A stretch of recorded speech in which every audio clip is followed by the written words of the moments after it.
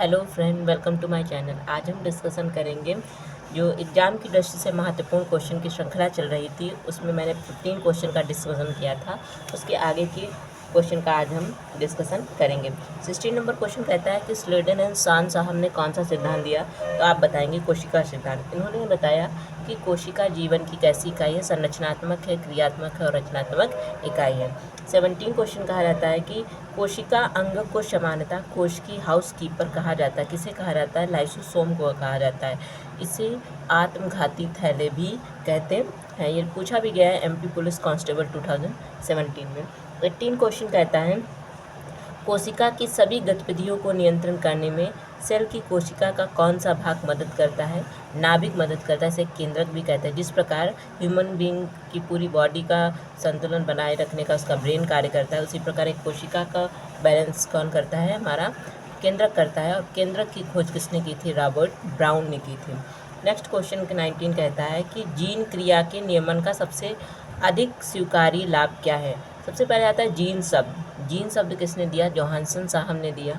और ये आनुवंशिकता की इकाई भी कहा जाता है। इसमें बताया कि ये पर्यावरण परिवर्तन हेतु समायोजन करने के लिए कोशिकाओं को सक्षम भी करता है। दूसरा बताया विकास और विभेदन में भूमिका भी निभाता है, जिसके कारण संरचना का विकास होता है। थर्ड है प्रोटीन संश्लेषण बंद कर दिया जाता है जब आवश्यकता नहीं होती। ये तीनों लाभ किसके हैं? जीन क्रिया के नियमन के सबसे अधिक लाभ हैं। नेक्स्ट क्वेश्चन है 20 नंबर कि निम्नलिखित में से कौन सा कथन असत्य है?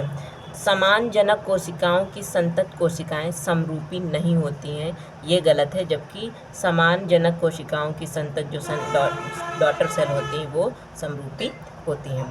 फिर नेक्स्ट क्वेश्चन है 21 माइटोकॉन्ड्रिया एवं प्लास्टिड को अर्ध स्वायत्त कोशिकांग क्यों कहते हैं? क्योंकि इसमें डीएनए, आरएनए, राइबोसोम और एंजाइम होते हैं। नेक्स्ट क्वेश्चन 22 है कि आधार युग्मन नियमन के अनुसार एडेनिन हमेशा किसके साथ जुड़ता है? एडेनिन हमेशा थाइमिन के साथ जुड़ता है। अगला क्वेश्चन है क्वेश्चन नंबर 23 नाभिक से कोशिका की सतह तक जा रहे नलिकाएं अनियमित नेटवर्क वाले कोशिकांग क्या कहलाते? क्या कहलाएंगे? एंडोप्लाज्मिक रेटिकुलम, अंतःद्रवी जालिका। नेक्स्ट क्वेश्चन कहलाता है 24 निम्न में से कोशिका की स्थिति का चयन कीजिए। कोशिका की स्थिति कैसी होती है? रचक खंड मतलब बिल्डिंग ब्लॉक की तरीके से होती है। नेक्स्ट क्वेश्चन है 25 मनुष्यों में शाखित कोशिकाओं का एक उदाहरण है। जो तंत्रिका कोशिका होती है वो कैसी होती है? शाखित कोशिका होती है। इसमें डेंड्राइट, डेंड्रान पाए जाते हैं। तो डीएनए में मौजूद शर्करा कौन सी होती है? डीएनए में मौजूद शर्करा होती है डीऑक्सीराइबोस शर्करा होती है। 27 क्वेश्चन कहता है कोशिका के नाभिक का आविष्कार किसने किया था? अभी मैंने बताया कि रॉबर्ट ब्राउन ने किया। और कोशिका की खोज किसने की थी? रॉबर्ट हुक ने की थी। मृत कोशिका की खोज 1665 ईस्वी में की थी। लेकिन जो जीवित कोशिका है, सजीव कोशिका, उसकी खोज लुई पाश्चर साहब ने की थी।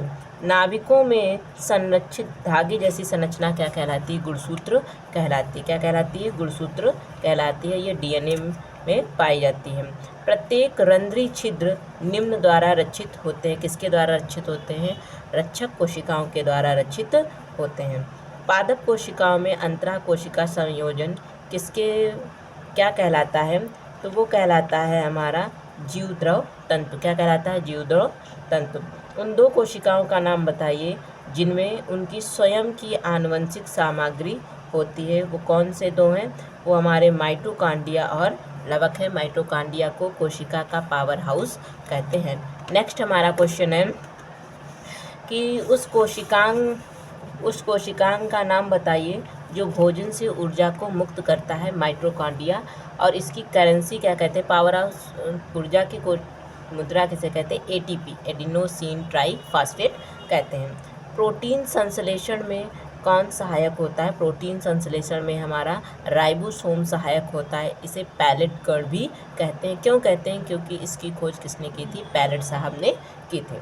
क्वेश्चन नंबर 34 कहता है कि निम्न में से क्या अनियमित या षष्ठकोणीय होता है। क्या अनियमित और षष्ठकोणीय होता है? जो सल की उपकला होती है वो कैसी होती है? अनियमित होती है और षष्ठकोणीय होती है। 35 क्वेश्चन कहता है उस कोशिकांग का नाम बताइए जो कोशिका विभाजन में सहायक होता है तथा कोशिका विभाजन के समय ध्रुवों पर तारक का निर्माण करता है। तो ऐसा कौन सा कोशिकांग है? वो हमारा तारक का है, सेंट्रियोसोम है। फिर आता है 36 क्वेश्चन, आनुवंशिकता की इकाई किसे कहते हैं? मैंने अभी डिस्कशन किया था कि आनुवंशिकता की इकाई जीन को कहते हैं। कोशिका अंगक जो सभी गतिविधियों को नियंत्रित करता है वो क्या कहलाता है? हमारा नाभिक कहलाता है, जिसे केंद्रक भी कहते हैं। जीवित कोशिकाओं की प्रक्रिया को नियंत्रित कौन करता है? जीवित कोशिकाओं की प्रक्रिया को नियंत्रित न्यूक्लियस करता है। कौन करता है? न्यूक्लियस करता है। मानव में कायिक कोशिकाओं में गुणसूत्र कितने होते हैं? 46 मतलब 23 जोड़ी होते हैं। 22 जोड़ी ऑटोसोम होता है और एक लिंग गुणसूत्र होता है XY। फिर क्वेश्चन नंबर 40 आता है कि किस जीव में कशाब फ्लैजिला पाए जाते हैं? तो युगलीना ऐसा है जो फ्लैजिला की मदद से क्या करता है? गमन करता है। और पैरामीशियम में शीलिया पाए जाते हैं जो उसके गमन में सहायक होते हैं। पानी में रखी गई कोशिका का परासरणी वितरण मुख्य रूप से किसके द्वारा होता है? वो हमारा होता है वैक्यूलस के द्वारा। किसके द्वारा होता है? वैक्यूलस के द्वारा होता है। Thank you for watching.